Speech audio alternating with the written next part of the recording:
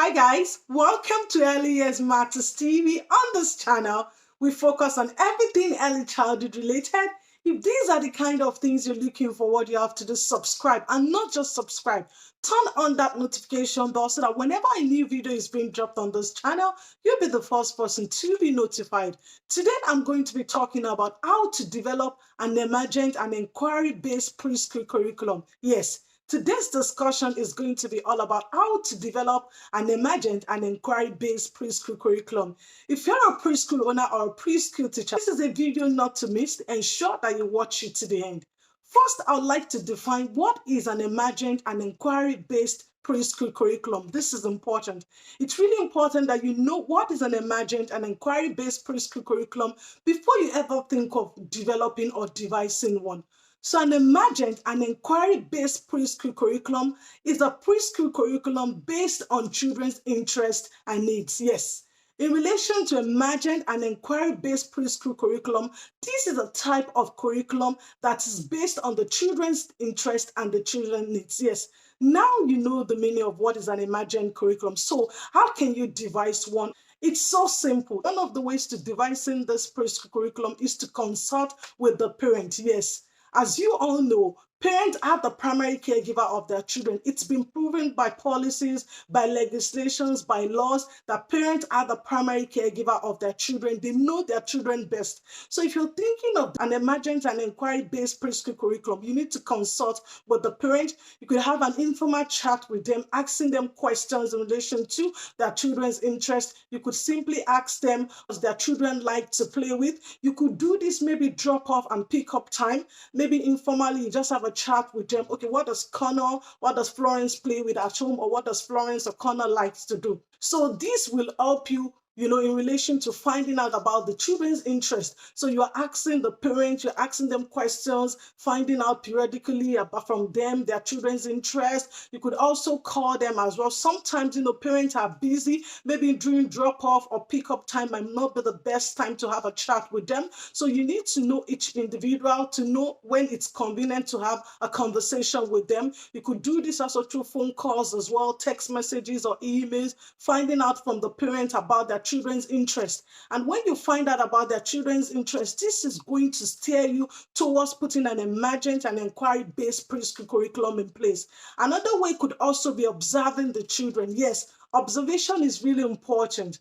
You need to do more of periodical observation, observing the children to find out about their interests, to find out about their needs. Through observations, you'll be able to find out what the children like, what they like to play with. For instance, maybe in the morning when the children arrive, most of the time they go to the area that they so much like or they're interested in. This is going to also help you when you're putting an emergent and inquiry-based preschool curriculum in place, because the free playtime. Children will often go to the area that they so much like, that they're so much interested in. You see some children go over to the book corner. It's telling you something that they love storytelling or they love story sharing. Sometimes you see some children solving jigsaws, puzzles. Some children will be Lego. You see some children go to the sand area, the water area. It's telling you something that this is what they're interested in. This is what they like. And this is going to help you when you're putting up an emergent and inquiry-based preschool curriculum together.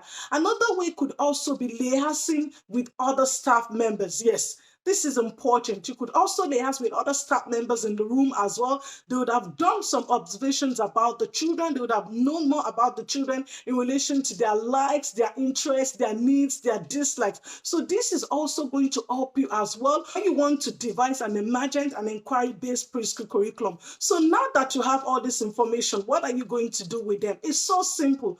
You're going to sit down and map out an emergent and inquiry-based preschool curriculum, because now you have information about the children's interest, you have information about the children's likes, you have information about the children's needs, and there you go.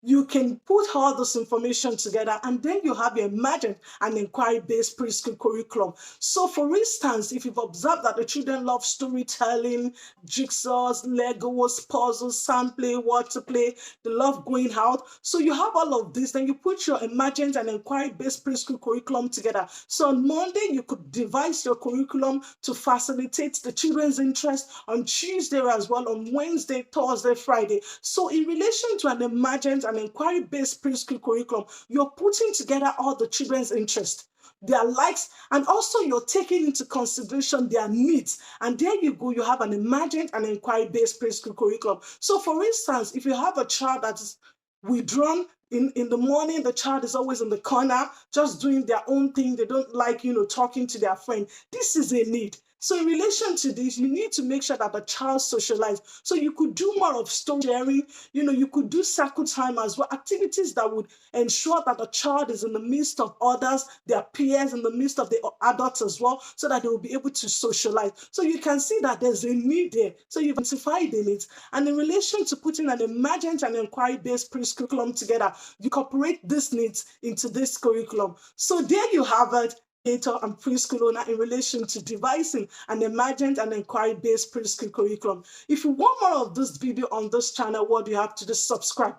And not just subscribe, turn on that notification bell so that whenever a new video is being dropped on this channel, you'll be the first person to be notified. And also on this channel, I have a join button. You might be wondering, what is this join button all about? It's called a membership button. So if you're an early years educator or you're an emerging early years educator and you're looking for a mentor, you're looking for someone to go on this journey with you, and you also need to understand that Rome wasn't built in a day. So you might be looking for someone to go on this journey with you. I know it's not easy to be an early childhood educator. I also know it's not easy to be a preschool owner. So if you're looking for someone, you're looking for a mentor, don't look for that. I am that person. I have one membership pack which is called Early Years Mentorship. If you join this early years mentorship, I'll be able to mentor you along your journey in relation to early childhood. Until I come your way next time, stay safe and mind yourselves for now. Bye.